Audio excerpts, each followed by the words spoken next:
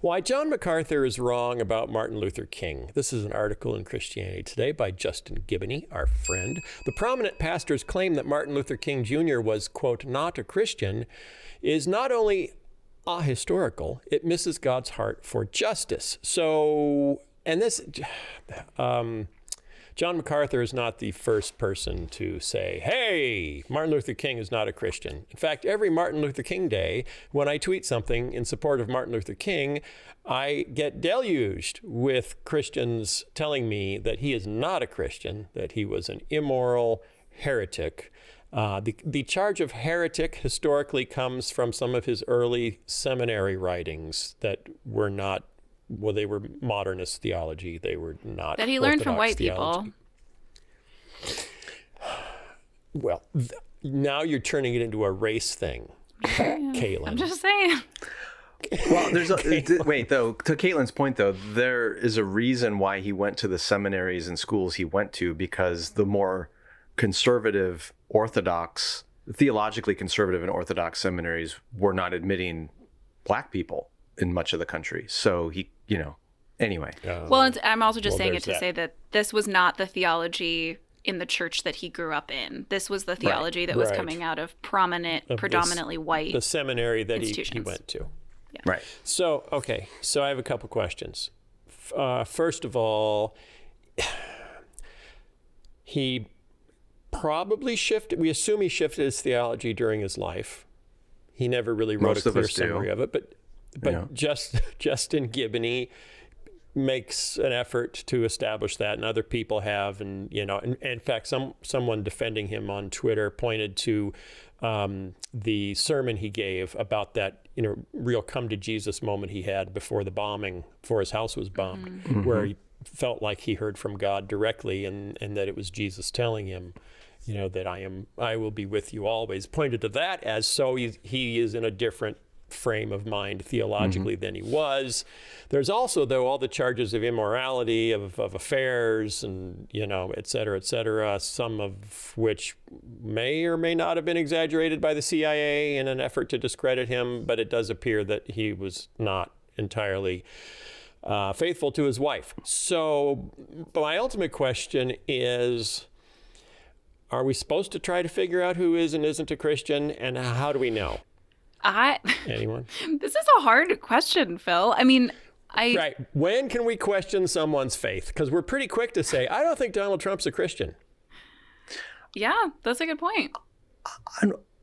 On one hand, I think we should and can question everyone's faith all the time. And what I mean by that is, I want my children looking at my life, and I want them to be able to say, hey, love Dad, but these are some qualities I see in him that are not in line with who Jesus is.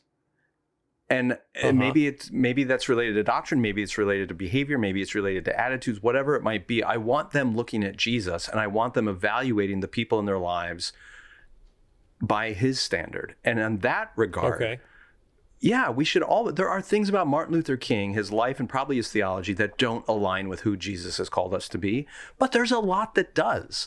And I'm sure that's true of John MacArthur. I'm sure that's true of every one of us. So we should always be evaluating that and looking at who's going to help me move closer to Christ. In what way should I follow this person? In what way should I not emulate this person? What percentage do I need to be like Jesus to be a Christian?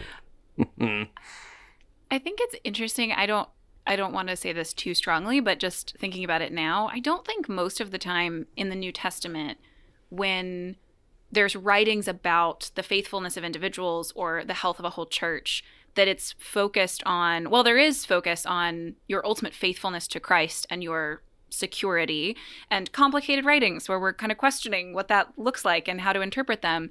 When it comes to judgments of people, most of the focus is on action more than this kind of like behind the curtain eternal position. That's relevant to teaching people, but when it's coming to like a judgment against a church, it's like, you're harboring this man who's sleeping with someone he shouldn't sleep with. You shouldn't do that. Like, it's not focused on the thing that we can't necessarily know, which is the condition of a person's heart in eternity, not only because we don't necessarily know what's happening internally, but also because we don't know the whole story of their life. We don't know where they end up. We see these actions now. And that doesn't mean we can't make judgments about what, like Skye was saying, is faithfulness and what is not faithfulness.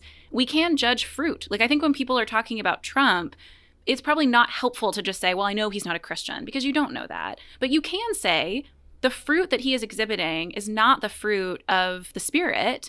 And so that's a good enough reason to say, I'm not going to just support him automatically because I assume he's a Christian, not because I'm making a judgment on if he is or not, but because he's not displaying the fruits of the Spirit that I want to see in all Christians, and especially that I want to see when I'm holding leaders to higher account. But those are judgments that we can make. Just because we can't make necessarily the judgment of someone's salvation does not mean that we can't make judgments about their faithfulness to the way of Jesus. Okay. Can you be faithful to the way of Jesus and not get in because you had bad Trinitarian theology? That's one of the accusations against Martin Luther King, is he didn't believe in the Trinity when he wrote papers in seminary. So does that get you kicked out of the Book of Life? First of all, I don't know what his view of the Trinity was when he was assassinated at age 39. I do know, I've read quite a few of his sermons and other papers, and I never came across anything in my limited exposure that I was like, oh, wow, that's a classic Trinitarian heresy, right? So just don't know. But let's flip it the other way. Is it possible to have excellent theology, in fact, perfect theology, and not be part of God's kingdom? That we can definitively say from Scripture is true. Yes. And there's multiple sources in the Bible that attest to that, including where James talks about, even demons believe God is one and they shudder. Like, just simply having good theology is not what makes you part of God's kingdom. And to Caitlin's point about the fruit of the Spirit, it's very conspicuous that truth is not listed among the fruit, because truth in and of itself is not evidence that you belong to Christ. How many of us have known people that have great theology and yet are just terrible people? And yet that's often the Western standard, is right theology is all that matters. Right. Is good theology part of the fruit of being a Christian? If you are a teacher, I think good theology that is taught matters.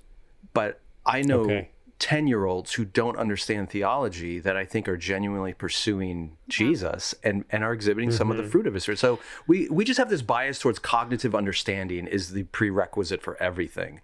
And I'm not saying that's not important, but it's not as important as we often make it out to be.